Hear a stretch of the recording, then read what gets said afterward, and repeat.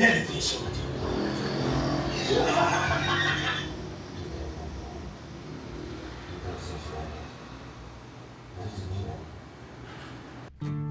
O sábado 20 de julho foi reservado na Mostra do Cinema Vale Paraibano Coronel Pituba para a exibição do filme Monólogo de um Ser Louco, produzido pelo Coletivo de Cinema da Cidade, com direção de Luiz Cláudio Daniel, roteiro e atuação de Manuel Messias. A obra, rodada na Caverna do Grafite, no Caminho do Ouro Paulista, zona rural da cidade de Taubaté, debate os limites entre a loucura e a razão. O evento é uma produção da Rede Cidade de Comunicação e Cidadania, a TV Cidade, por meio do projeto SIC, Cinema, Inclusão e Cidadania, com coprodução do Coletivo de Cinema da Cidade, Alfa Produções, Quilometrarte, Felício Neto, Caipira Filmes e Escola de Mídia Comunitária.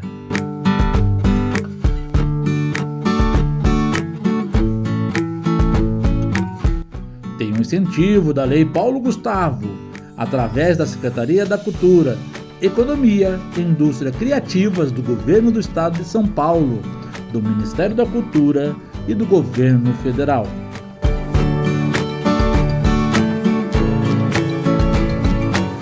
A mostra é uma homenagem ao diretor de teatro de cinema, ator e ativista cultural Erson Daniel, o Coronel Pituba, que marcou época na segunda metade do século XX no município de Taubaté. Entre outras obras artísticas produzidas estão os curtas-metragens O Arraiá e A Breganha.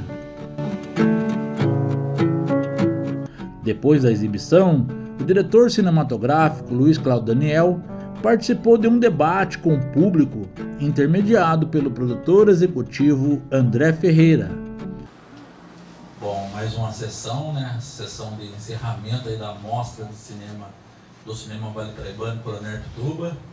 Ao meu lado, o diretor do filme, né? Luiz Cláudio Daniel. Praticamente 11 anos aí depois das filmagens do monólogo, né? Eu gostaria que você contasse aqui para o pessoal que está assistindo como que foi a concepção desse filme, né? E essa ideia de fazer essa viagem poética no mundo dos loucos, né? Boa tarde a todo mundo. Esse texto é um exercício teatral que o Messias escreveu, que a gente tinha um projeto social lá no Bonfim, e depois que a gente acabou a gravação do Caipira Bicicleta, passando de frente com a caverna lá, o Paulinho falou: aqui tem o buraco do grafite. E a gente passou só, e na outra semana o Dedé na época falou: pô, aquele texto do Messias, o monólogo, dá certo pra gente gravar lá. Daí nós procuramos o Messias topou e com a gente lá, e a gente voltou uma semana depois que tinha acabado as gravações do Caipira Bicicleta e gravamos o monólogo. Daí depois nós viemos, a TV Cidade ainda era perto do Chibata, daí nós gravamos o restante dentro do estúdio lá. E até então ninguém sabia o que ia ser montado depois, né? Tinha ideia na cabeça, o texto do Messias, e ele deu a liberdade para depois fazer a montagem conforme estava idealizado na cabeça. E depois disso teve um percurso que a gente ficou 5 anos com o material guardado, bruto. A gente não conseguiu editar, a gente teve uns entrelaços, eu e o Dedé, porque o Dedé começou a montar uma coisa. Eu falei: Dedé, não é nada disso.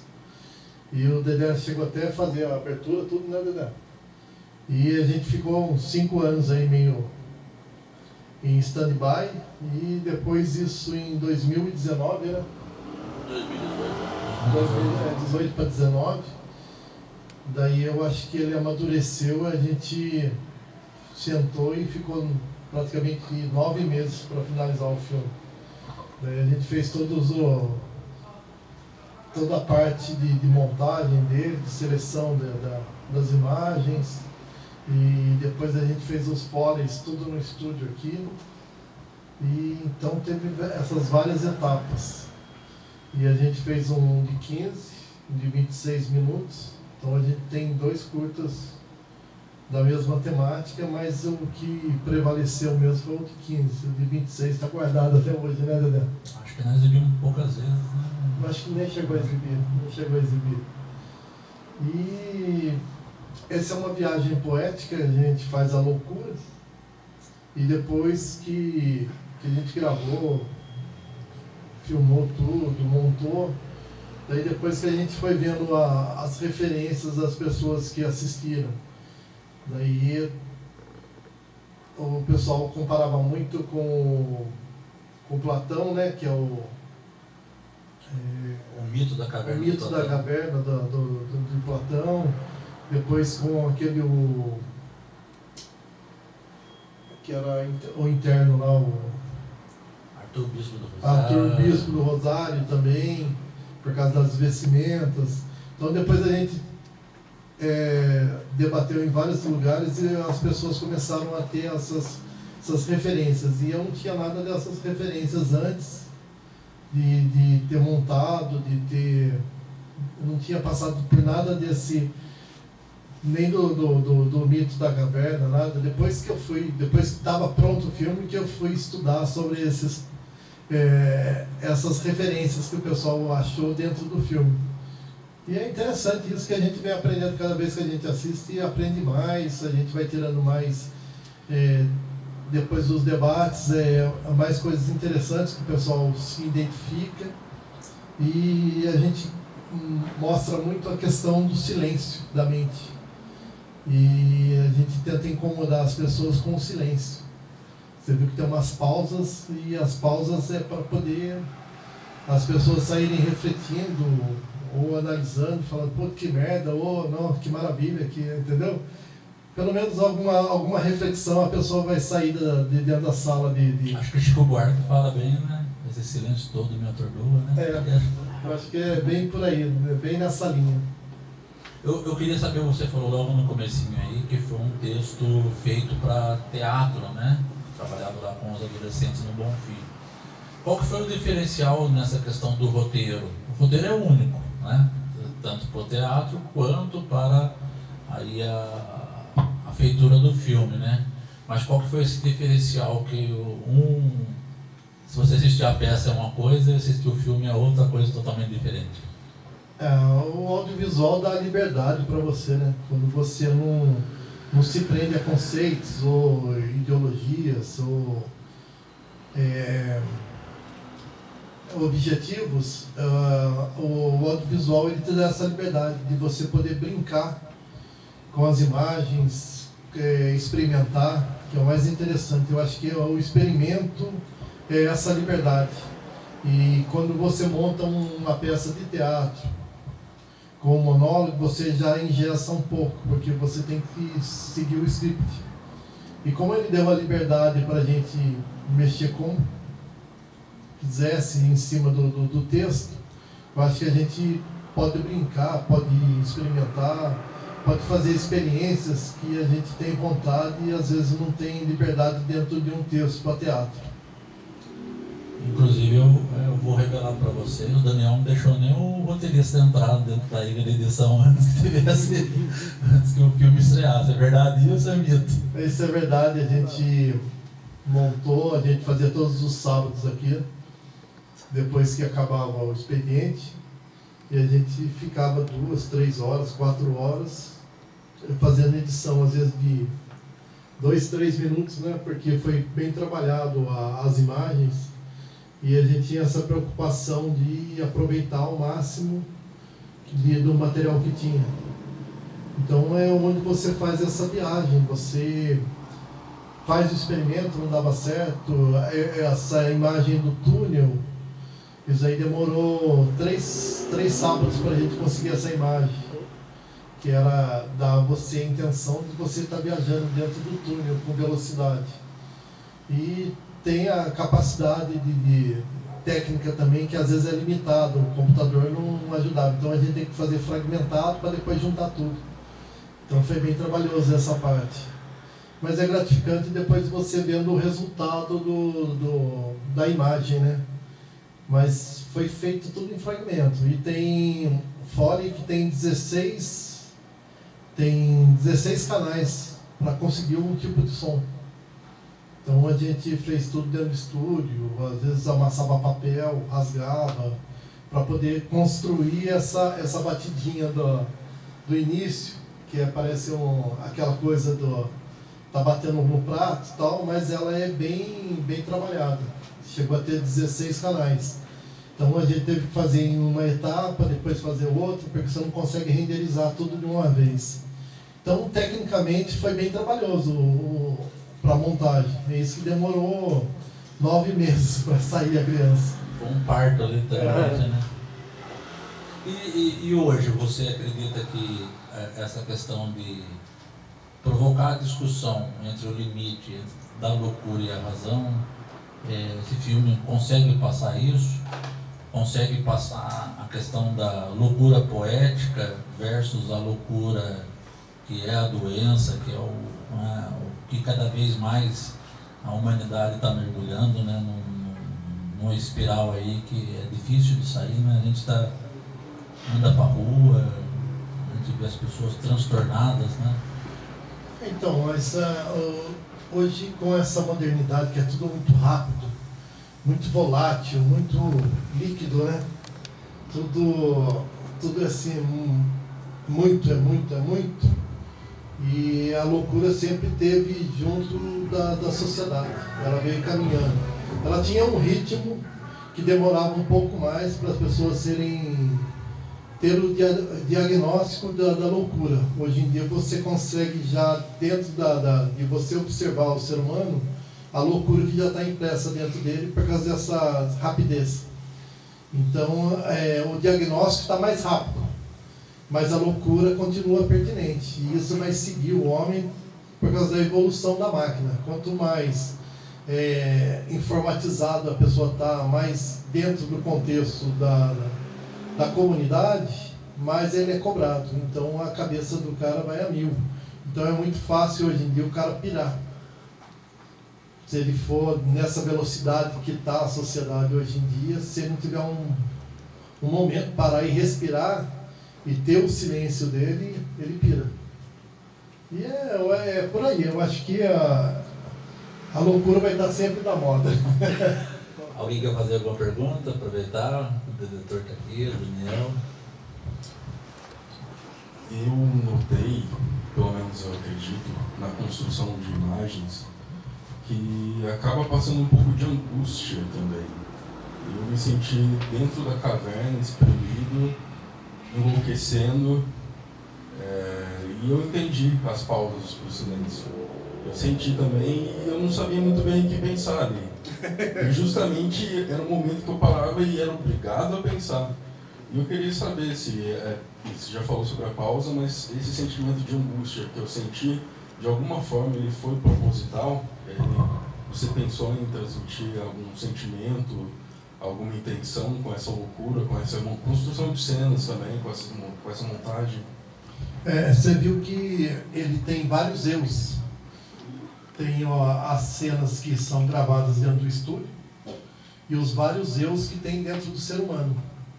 Ao mesmo tempo que ele questiona a loucura, que ele fala que o fogo consome tudo, esse fogo é o ser humano. Quando você não trabalha bem os seus eus, você vive angustiado. E essa angústia dele de procura de conhecer o seu eu, você viu que no fim ele tem várias mortes, né?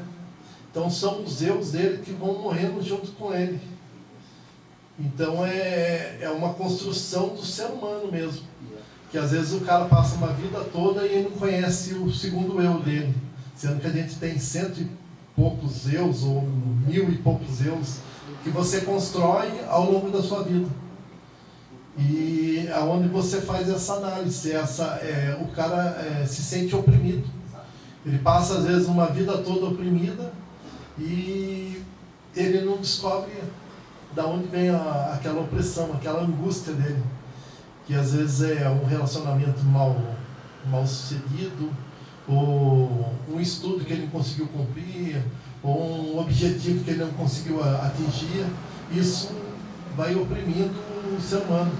E essa construção do ser humano é no dia a dia. Então, às vezes, tem traumas que ele tem desde a infância, que oprime ele hoje na vida adulta, e ele não sabe por quê. E é coisas mal resolvidas, né? Então, mas essas pausas de pensamento é para isso. Porque o cara começa a ser obrigado a refletir o que ele viu. E o audiovisual tem esse poder, né, cara? É muito legal isso. Que você consegue atingir as pessoas de várias formas. Você tem uma recepção, ele tem outra tem outra, entendeu? Então, mas no fundo, o sentimento é o mesmo. Perfeito. Maria. Fabiano. Quer fazer alguma pergunta? Fazer uma pergunta aí? Não, você quer fazer? Fazer uma pergunta? Eu acho que é por aí, né? A gente tenta, através do audiovisual, a gente fazer a reflexão das pessoas, chegar na sociedade e cada um vai ter o seu entendimento. Eu acho assim que o grande objetivo era a pessoa sair refletindo, pô, será que era sacanagem? Será que era verdade? Será que era... Então o cara vai refletir, de alguma maneira ele vai sair e falar assim, pô, o diretor foi filho da mãe. Não, o diretor foi muito coerente, entendeu? Para isso, para poder ficar alguma coisa para as pessoas refletirem. Acho que o objetivo a gente vai conseguindo conforme vai andando, né? Eu acho que é por aí. E como você falou, o filme ele ganha vida própria, né? Aí conforme vai passando o tempo, né? Ele era um antes da pandemia, agora é outro depois, né? E por aí vai. E as várias mortes que a gente tem é conforme também a gente vai vivendo, né? Às vezes você não fecha um ciclo e você deixa aberto para... Daí é onde acontece, às vezes um ciclo mal fechado vai abrindo outro ciclo. E daí você fica com um aberto, um outro em evolução, um outro... Então você entra numa espiral, né? De loucura. Porque às vezes um problema que você não consegue absorver ou achar uma síntese para ele, você vai criando outros. E o ser humano tem isso, essa liberdade. É isso que ele tem o livre-arbítrio. Você vê que ele tem o livre-arbítrio de questionar. Ele questiona várias vezes. E ele fala com ele mesmo. Ele fala, pô, se eu tivesse tomado um outro rumo, será que daria certo? E o vento, entendeu? Ele questiona o vento, questiona todas as ações que estão em volta dele. E é onde o fogo consome tudo. O fogo é isso. O ser humano mesmo, ele se consome, se deixar. A mente humanoide tem N bloqueios, né? São, no caso aqui no cérebro, 2 hemisférios, né? É isso. E aí, dizem que nem Freud errou, o pai da psicanálise moderna, não explica isso. Não explica.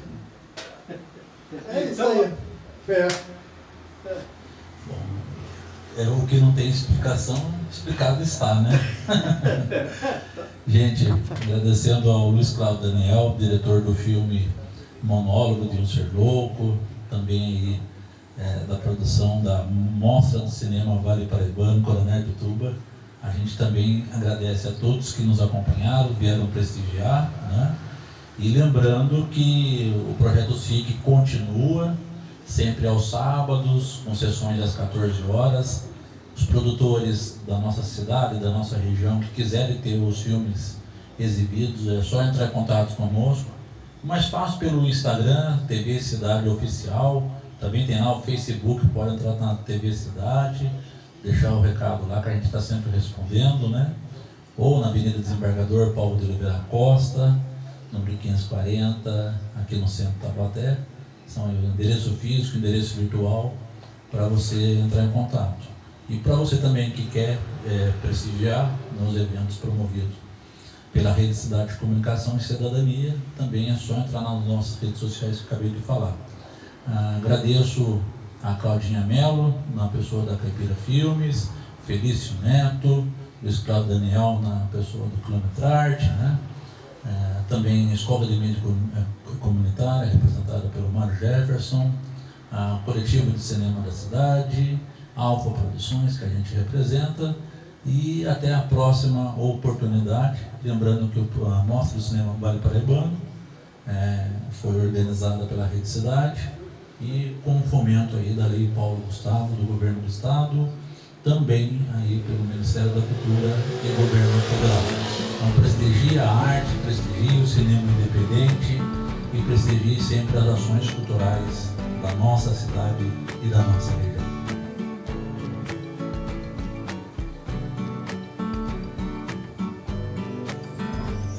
O curta-metragem de 15 minutos foi projetado às 14 horas no Cineclube Rede Cidade, localizado na rua Otaviano da Costa Vieira, número 15, esquina com a Avenida Desembargador Paulo de Oliveira Costa, 540 no centro.